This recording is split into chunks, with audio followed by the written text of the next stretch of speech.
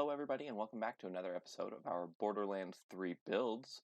Today we are going to be working on a Zane build and I'm pretty happy with the way it's turned out. The idea with this build is a Cryo sniper build. So I tried to take it a little bit of a different route and trying to use his shield action skill, which is a little less popular than some of the others. So starting off, we're just going to go ahead and equip this as slot 1. And we're going to move down to Adrenaline, where we're going to put 5 points out of 5. What this is going to do for us is this is going to increase our action skill cooldown rate, meaning that we will be able to use our action skills a lot more often.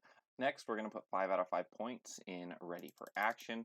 This is going to give us a better shield recharge rate and shield recharge delay, which overall is going to be pretty useful with some other perks that we get in this skill tree.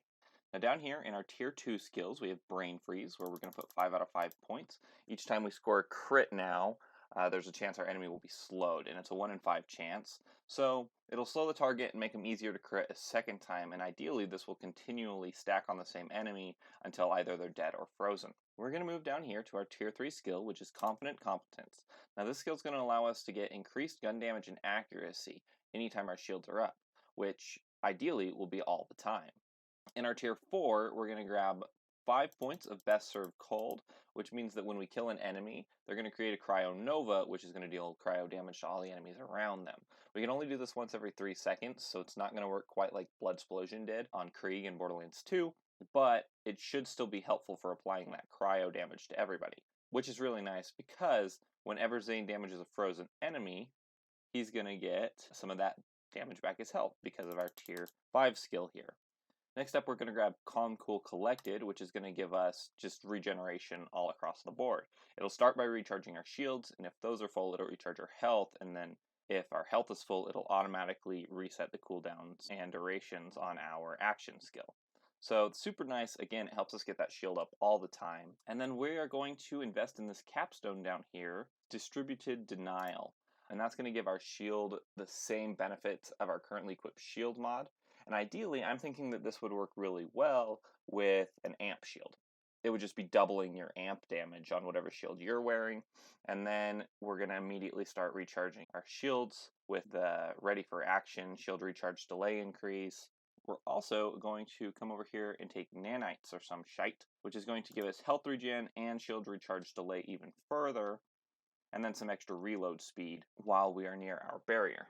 And then for our second augment, I'm thinking we should take Retaliation, which is just going to give us more gun damage each time that our barrier is shot at. So we will ideally be surviving because the shield's protecting us, and then we will blast away any enemies that were shooting at us. For now, that about wraps up this tree. We will come back to it when we're talking about what to do with the remaining skill points at the end of this video.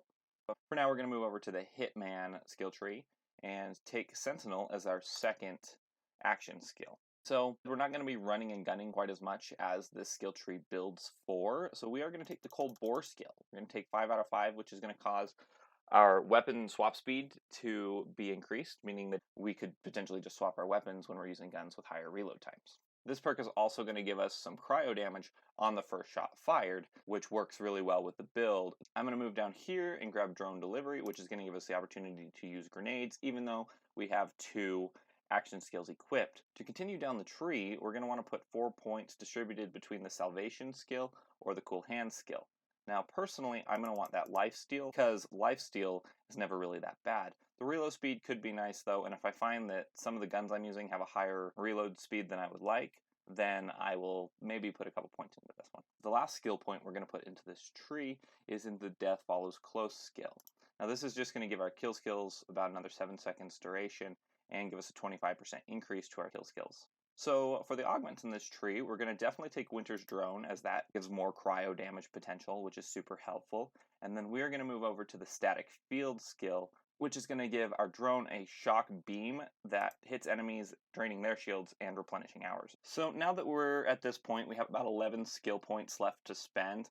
My initial thought would be to come over here and put about 5 points into Borrowed Time and 5 points into Synchronicity, and then put another point back into the Undercover tree to either give us, a really expensive jacket, reducing the duration of elemental status effects, or futility belt, Or we could probably take a point out of one of those other two skills, and then we have enough points to come back here, and we can throw a point in Futility Belt, and a point into Really Expensive Jacket, and then we could put a point in Stiff Upper Lip as well, which would give us resistance to the damage types we take. That's pretty much the build I had in mind, but overall, I'm thinking that this is just about done. So go ahead and let me know what you guys think about this build in the comments section below. I look forward to reading over those and trying to figure out the best way to play a Cryo Sniper Zane. Go ahead and subscribe if you want to see videos like this in the future, or if you want to see these builds tested upon the release of the Borderlands 3 game. Thanks for watching, everybody, and see you next time.